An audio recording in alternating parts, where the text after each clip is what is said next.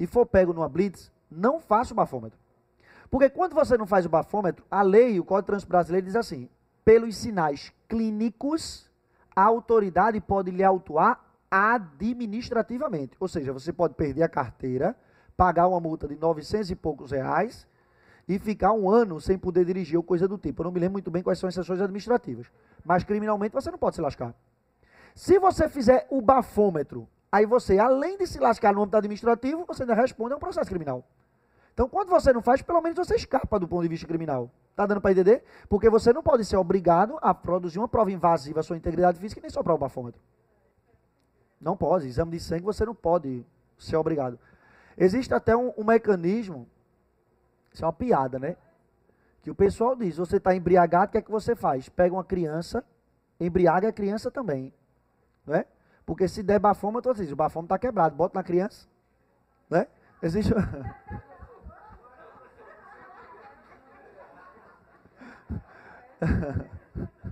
Isso é uma piada. É uma piada, né?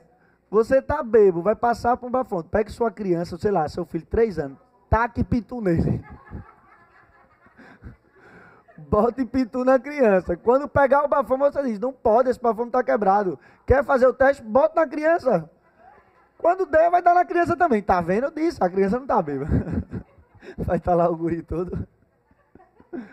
Isso é uma piada, né? Mas num caso como esse, tem gente que diz, ó, não pode. Aí nesse caso, a prova você só poderia constituir a embriaguez, você só constitui a embriaguez através do bafômetro. Tirando o bafômetro, desconsiderando aquela prova, ele não poderia ser preso, que não teria nenhuma prova contra ele. Entendeu?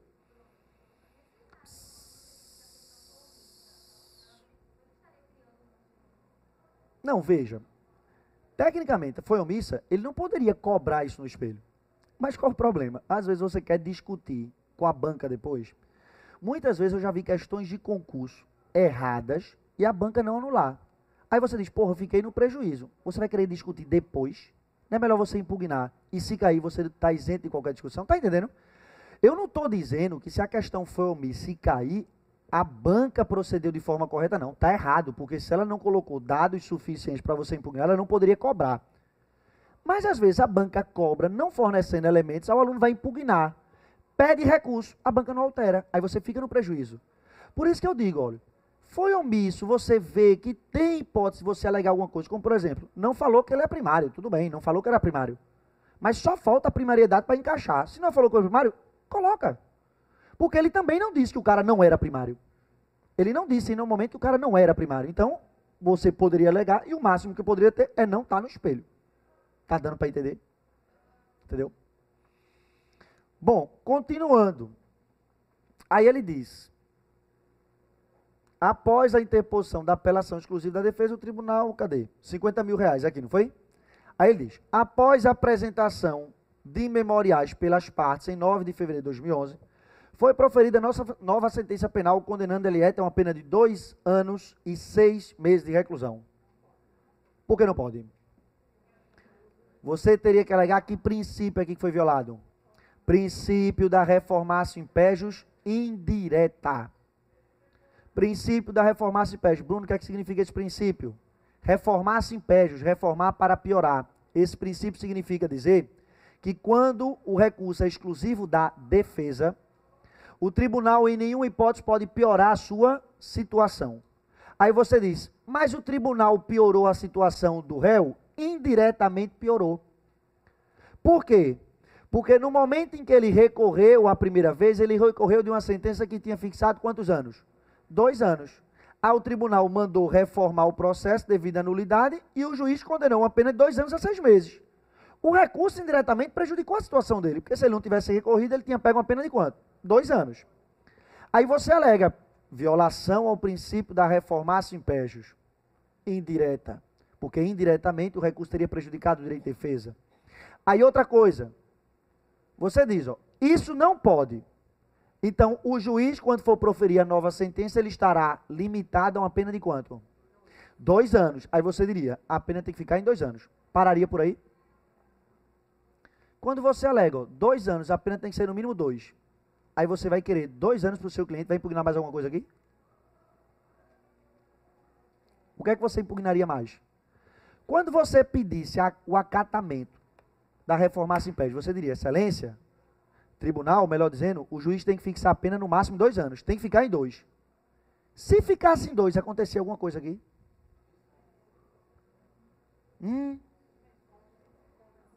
Vai chutando o que chegou na tese, ó. Prescrição.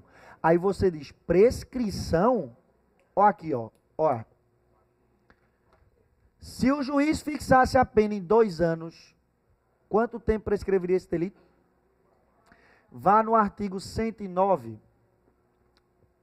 Você vai ter uma tabelinha lá no artigo 109 que diz: se a pena é até 2 anos, o crime prescreve em 4. Aí você pega e vai retroativamente, prescrição retroativa.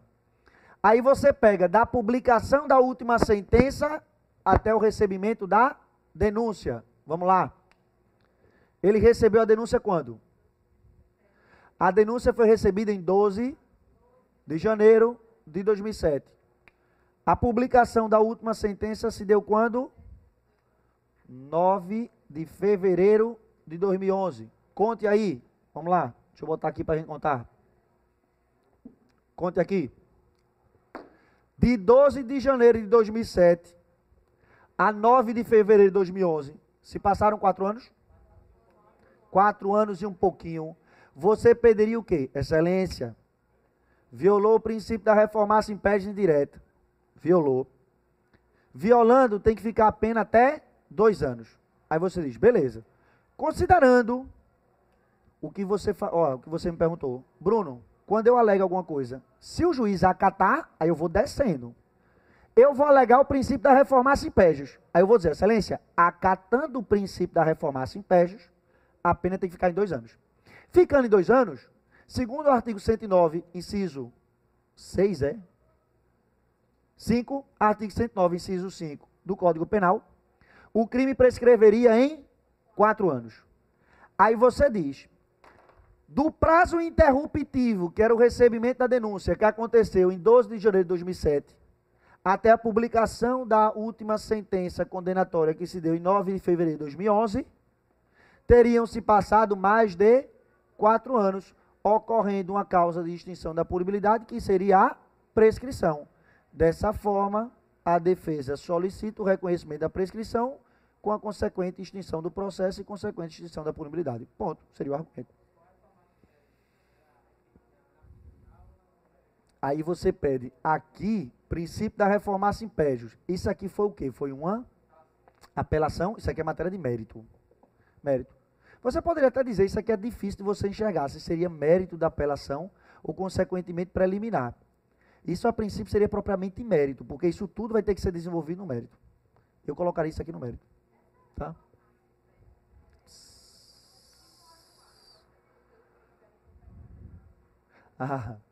Aí você está entrando em outra seara, porque é o seguinte, pergunta dela, importantíssima, pergunta dela é a seguinte, princípio da reformácia impégios significa o quê? Que quando o recurso é exclusivo da defesa, o tribunal não pode piorar a sua situação, não é assim?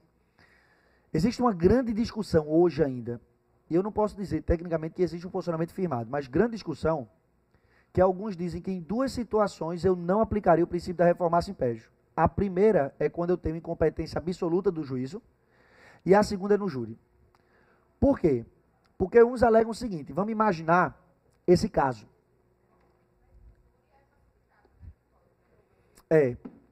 Mas tem gente que até o júri disse que o jurado ficaria vinculado. Tem gente que até o júri advoga. Mas prevalece, pelo menos no júri é mais pacificado, que o júri pode. A incompetência absoluta é que é mais complicado. Qual foi o caso dela? O caso dela foi o seguinte, imagine. Ocorreu um processo judicial perante o juiz estadual. Imagine esse caso, perante o juiz estadual. Aí um juiz estadual chegou na sentença e aplicou uma pena de 10 anos.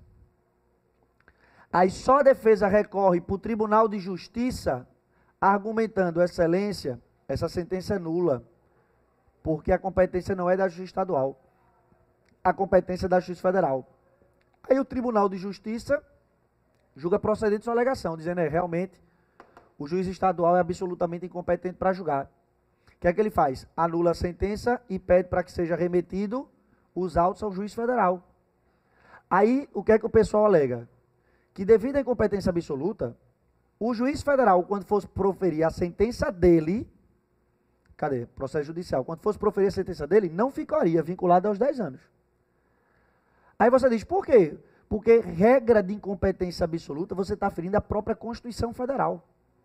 Então, se você teve uma regra que feriu a própria Constituição Federal, o juiz que é competente originalmente é o juiz federal. Então, ele não ficaria vinculado a uma posição de um juiz que foi incompetente para julgar. Está dando para entender? Então, nesse caso, alguns dizem que isso aqui seria uma exceção, não deveria se aplicar o princípio da reformácio império. A mesma coisa no júri. Você tem uma decisão dos jurados, fixaram a pena 10 anos. Se você apela dizendo, excelência, o julgamento do júri é manifestamente contrário às provas dos autos. Aí o Tribunal de Justiça dá procedente, o que é que ele manda fazer? Novo júri. O novo conselho de sentença estaria vinculado ao julgamento anterior? Não, por quê? Pelo princípio da soberania dos veredictos. Existem essas duas discussões aqui, quando é incompetência absoluta e tribunal do júri. Sendo que aqui não teria discussão nenhuma, porque nem nenhum dos dois casos.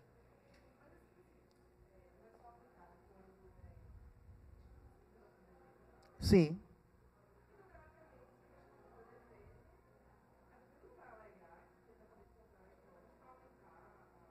Não, mas a defesa, ela quando, por exemplo, o julgado deu uma pena de 10 anos. Quando a defesa recorre para o tribunal querendo um novo júri, a intenção dela não é aumentar, a intenção dela é ser absolvido. Vamos imaginar que você foi condenado no tribunal do júri, a uma pena de 10 anos. Aí seu advogado quer o quê? Quer sua absolvição. Aí ele vai dizer, não, vou apelar para que se meu recurso for julgado procedente, o tribunal do júri reanalisar o caso e eu observar se nesse júri eu consigo absolvição. Mas vamos supor que ele não consegue e o júri acabe piorando a sua situação. É possível?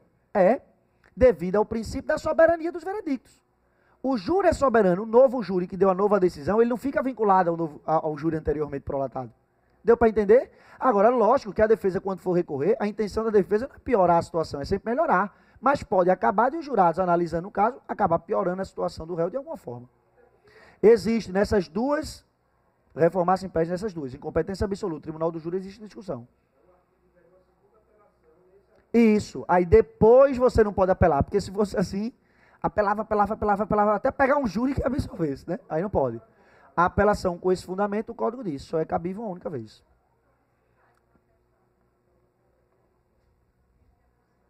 O quê? Isso aqui é muito discutível. Ele não vai colocar isso aqui, ele pode colocar isso aqui não na peça, para você escrever, numa subjetiva. Aí se mandasse, por exemplo, disserte sobre o princípio da reformácio impédios indireta, aí uma questão desse tipo, você deveria dizer o que é princípio da reformácio impédios indireta. Explicava tudinho. Depois você explicaria que consoante entendimento doutrinário existem exceções à aplicação desse princípio. Onde estaria? No caso de incompetência absoluta do juízo e no âmbito do tribunal do júri. Incompetência absoluta por ferir regras da própria Constituição Federal e do tribunal do júri por ferir o princípio da soberania dos veredictos. Ponto. Isso ele pode colocar, pode ter certeza. Quando a banca faz questões, ela não vai colocar nada para você impugnar que tem muita divergência, não. Ele coloca já coisas consolidadas para justamente evitar que o aluno fique dizendo, opa, mas isso aqui é divergência, isso aqui não poderia ser alegado, entendeu? Para evitar qualquer tipo de discussão, a banca não entra nessa seara, não. Então, um caso como esse aqui, essas exceções, provavelmente não vai ser colocado numa peça para você alegar, tá? Bom, continuando. Princípio da reformácio impégios deveria ser alegado. Além do princípio da reformácio impégios, você deveria alegar, se fosse acatado, a prescrição. Continuando. Cadê? Em suas razões de decidir, assentou o magistrado que a ré possuía circunstâncias judiciais desfavoráveis, uma vez que se reveste de enorme gravidade a prática de crimes em que se abusa de confiança depositada no agente, motivo pelo qual a pena deveria distanciar-se do mínimo. Isso aqui você impugna? Impugna. Por que não pode isso aqui? Porque a circunstância de ser com abuso de confiança, o juiz já está levando em conta como sendo uma qualificadora. Então você não pode pegar uma circunstância e botar para lascar no cara na circunstância judicial e botar para lascar no cara como sendo uma qualificadora. Seria o quê? Bis e idem. Ele está, vamos dizer assim, piorando a situação de réu duas vezes pelo mesmo fato. Ele está considerando abuso de confiança como qualificadora e como circunstância judicial. Não pode. Se é qualificadora, o juiz não pode majorar isso como circunstância judicial. Depois, Ao final, converteu a pena privativa de liberdade em restritiva de direito, consubstanciada na prestação de 8 horas semanais de serviços comunitários, durante o período de 2 anos e 6 meses, em instituição a ser definida pelos execuções penais. Qual o erro? Isso aqui, por isso que é bom cair no simulado, né? Cai no simulado, a gente erra, mas se cair novamente, duvido você errar. Ele não pode 8 horas, porque prestação de serviço de comunidade é 1 hora por dia. Quantos dias você tem na semana? 7, então no máximo são 7 horas. Você deveria citar lá o artigo 46, parágrafo 3º do Código Penal. Novamente, não houve recurso do Ministério Público e a sentença foi publicada no Diário Eletrônico em 16 de fevereiro de 2011. Qual o recurso aqui? Apelação, né? Sentença, cabe apelação. Aí você deveria... Oi?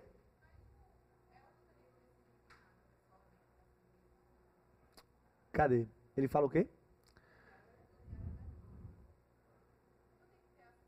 Certo, mas essa publicação no Diário Eletrônico é a publicação de sua intimação, porque como é que o advogado constituído ele é intimado no processo? Através de publicação do Diário Oficial. Então essa publicação é sua intimação. Porque como é que ocorre, regra geral, as intimações do processo? Advogado do acusado, se for um advogado constituído, é por publicação do Diário Oficial. Só é pessoalmente se for defensor dativo, que é o defensor nomeado pelo juiz. Deveria, porque quando você pega o dispositivo do código, ele fala que deveria ser. Mas nesse caso, ele coloca só isso aqui, porque ele está considerando que você vai fazer a peça, né? Aí você tem que considerar que sua intimação foi a partir desse dia aqui, porque é com a publicação no Diário Oficial que o advogado é intimado. Tudo bem que a parte vai ser intimada pessoalmente, certo? Mas para você, para efeito de ingressar com recurso, vale essa data aqui.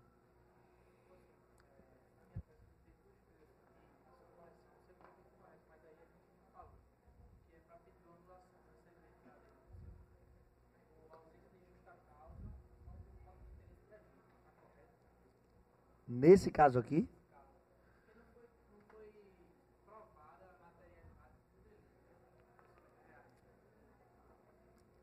mas vejam, você fez certo, você alegou. Materialidade, mas isso não estava com pontuação não.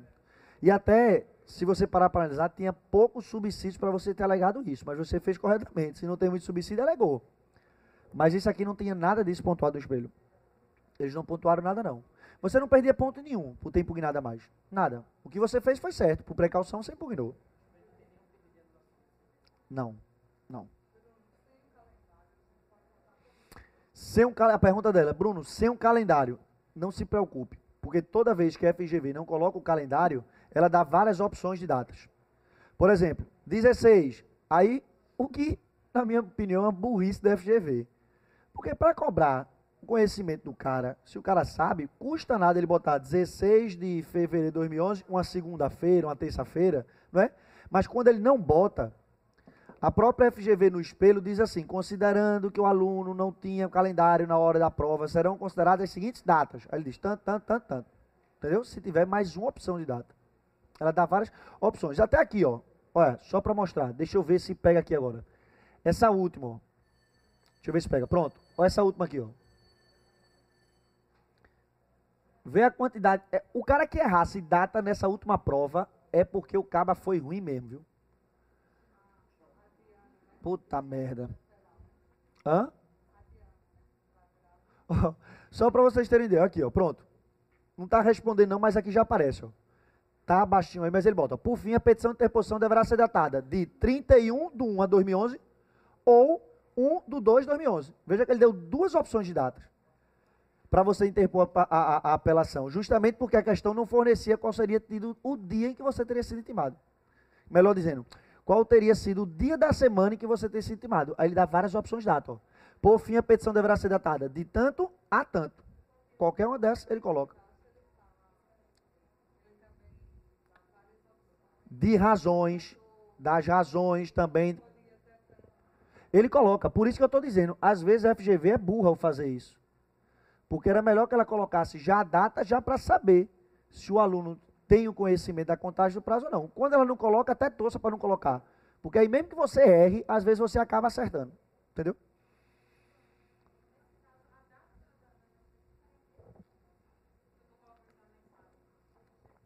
Se você diz na peça, sim. Se você diz na peça, sim. É porque essa peça aqui, ela considerou, por exemplo, você não tem 3 dias como assistente de acusação para apresentar as razões? Aí ela considerou correta. Se você datasse as razões no mesmo dia, no outro dia ou no outro dia. Porque não seria correto você colocar nos 3 dias? Então ela considerou várias opções de data. Agora, se na peça você diz, apresenta desde logo as razões, aí você não pode datar as razões em outro dia, porque você está se contradizendo na petição de reposição. Entendeu? Aí, se você colocar, já apresenta desde logo a petição de razões, aí você tem que datar as razões na mesma data da petição de reposição.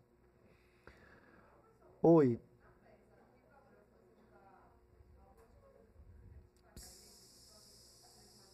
Não, de jeito nenhum.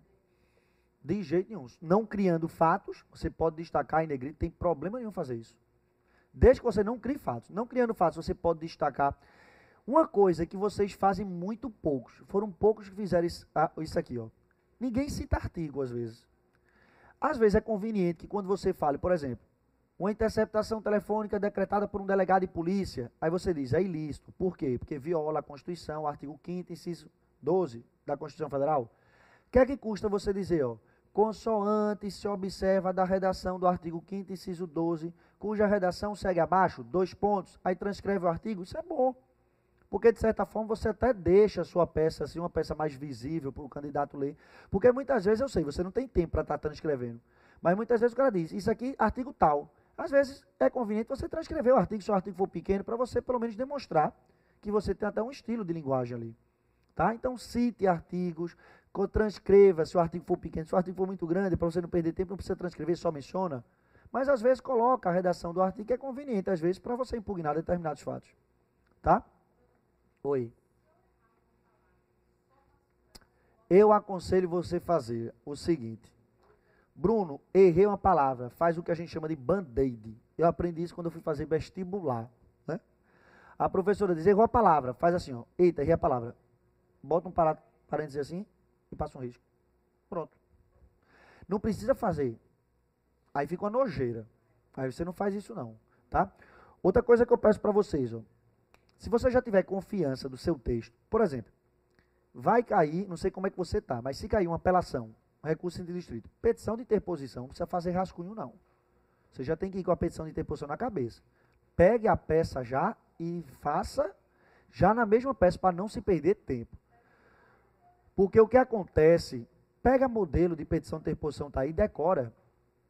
Porque o máximo de informações que você tiver na cabeça no dia da prova, para evitar que na hora você fique criando, isso é melhor para você. Eu digo isso, por exemplo, muita gente, eu já disse isso aqui ao longo do curso. Você vai começar um recurso distrito. Como eu começo? Nos modelozinhos tem uma basezinha que é assim, conformado com a decisão prolatada pelo MM Juiz de Direito, que pronunciou o acusado na experiência. Pô, pega esse modelozinho, que isso é base para você começar praticamente qualquer recurso. Recurso de distrito, carta testemunhável, embargos de declaração, basicamente isso tudo. Então pega esse modelo e já vai na cabeça, para na hora da prova você não estar perdendo tempo fazendo rascunho. Isso é uma merda você fazer rascunho, porque você vai perder muito tempo na hora da prova.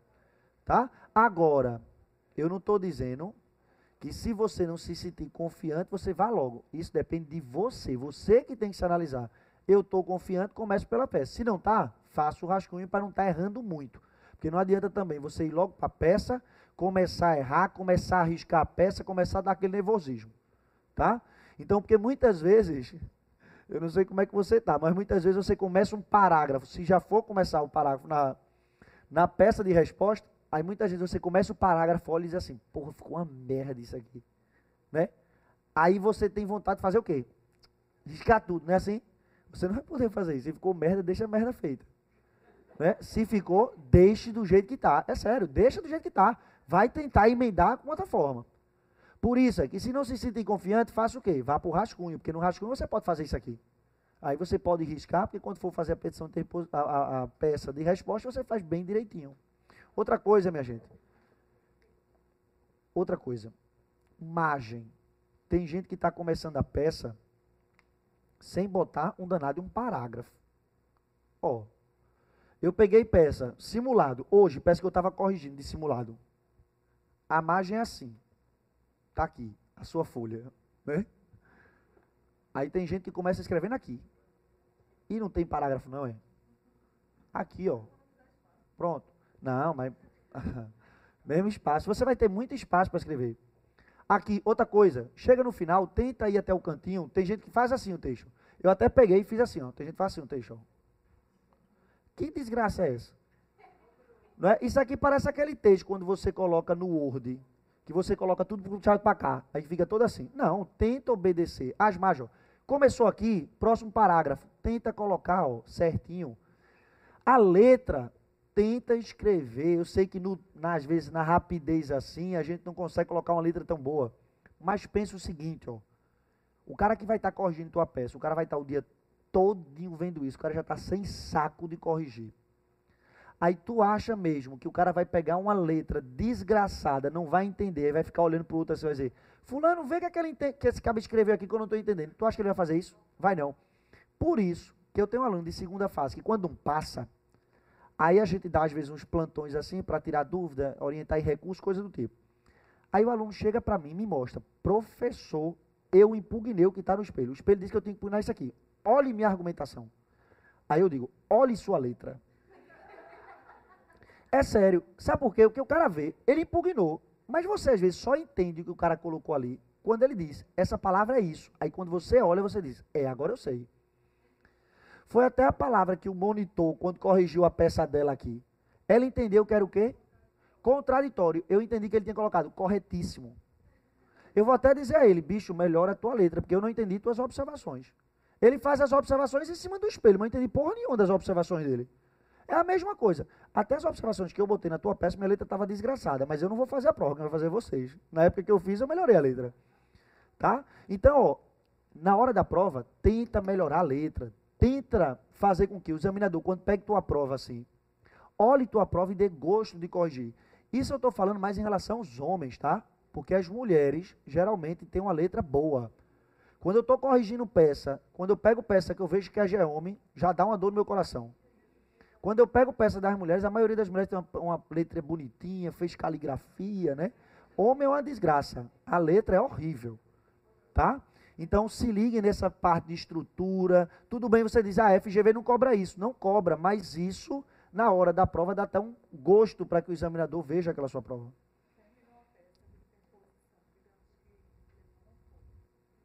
Segunda.